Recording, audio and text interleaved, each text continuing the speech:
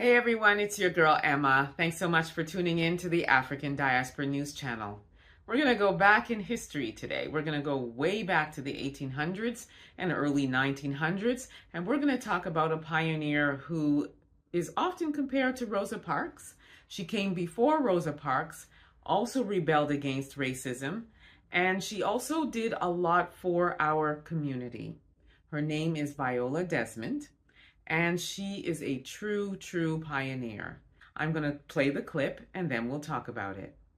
Viola Desmond was a Canadian-born entrepreneur and civil rights activist in the early 1900s. Having a white mother and a black father, it was very hard for her to grow up in a segregated Nova Scotia. The racism and injustice Viola in the 1940s and many other black Nova Scotians had been dealing with since their first migration in the 18th century was brutal. Throughout history, black people in Nova Scotia were mainly slaves, poorly treated, often belittled, and told that they were the least superior race, which is truly appalling. Even after slavery became illegal, Nova Scotia remained a highly segregated province. During her life, Viola had to deal with the struggles of having a white parent and a black parent. Consequently, she found herself torn between two groups that were racially opposed with each other, and eventually chose to identify with her black community. She wanted justice for her people and wanted life to be easier for everyone.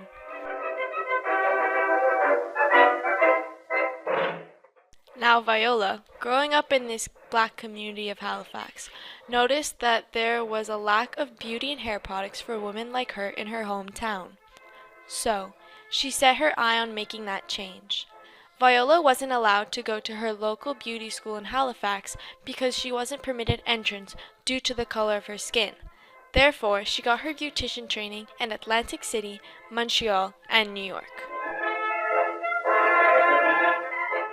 After her studies, she went back to her hometown and opened her own beauty salon, started a makeup line, and she founded the Desmond School of Beauty Culture to give women of color in her community an opportunity to get an education and start their own businesses.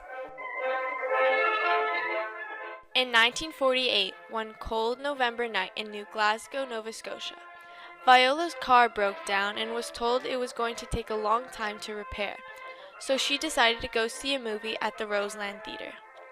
She asked to purchase a ticket for the main floor area, but was given a balcony ticket, usually reserved for the non-white clients. When she arrived at the main floor to take her seat, the ticket taker refused to let her sit.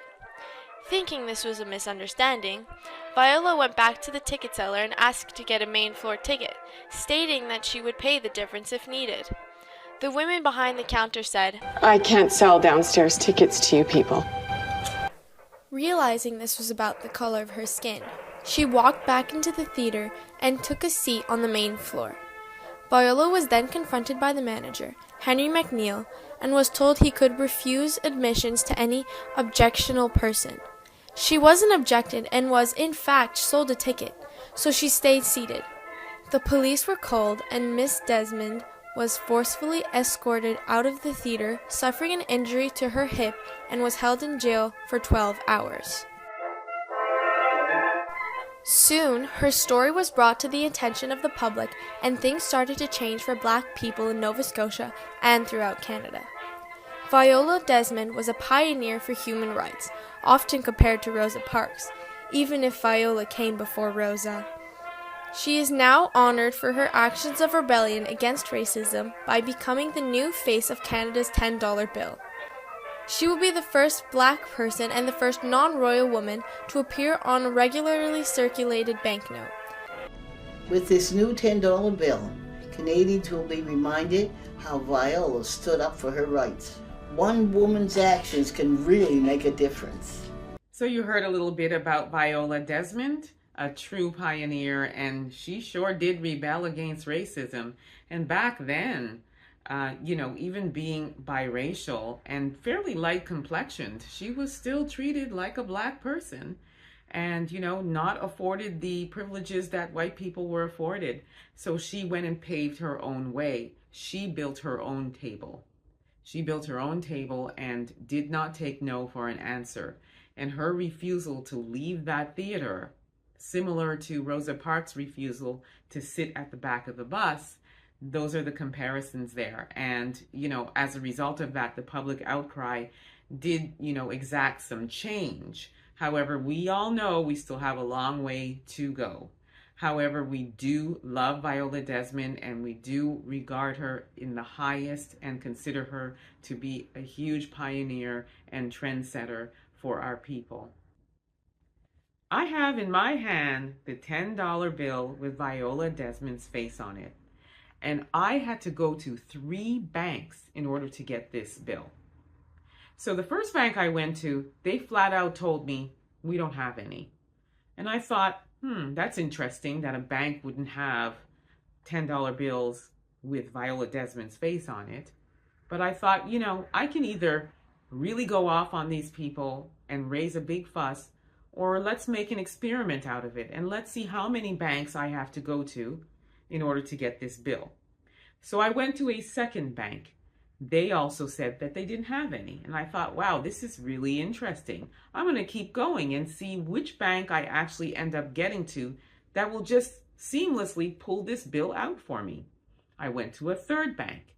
The white teller told me it's going to be difficult for me to get that. So I asked him, well, why? Why would it be difficult for you to get this bill? And he said to me, well, because I'm going to have to try a few times before I get this $10 bill. And I said, well, that's fine. I'll wait. You can go ahead and try a few times to get this bill for me.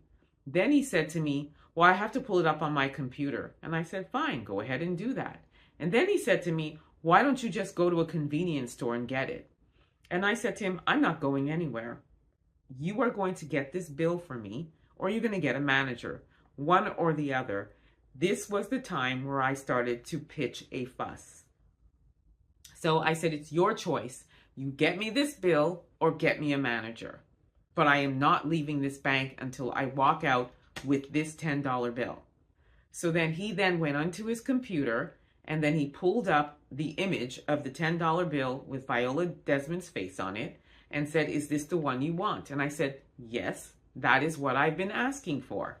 So he then, all of a sudden, miraculously, he was able to pull out this bill.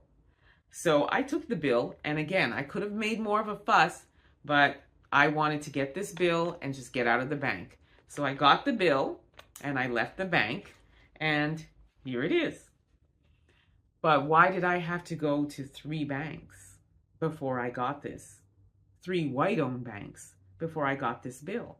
If it's supposed to be this honor to have this Viola Desmond bill and, it's their way of apologizing and showing solidarity for our people, why did I have to go to 3 banks and have to have a fight with one teller in order to get it because he wanted to send me to a convenience store? Like that was going to be any easier. I'm in a bank. That would be the utmost place to get this bill. So I wasn't accepting it anymore at this point. Experiment done. I wanted that bill.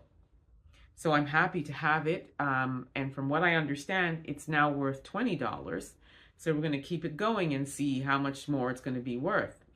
In my travels, I'm still not seeing very many of these bills. Like even if I'm using cash to buy something, getting $10, back, it's always the white man that's on the bill. So I am questioning how many of these are actually circulating in Canada. Things that make you go, tell me what you think about this.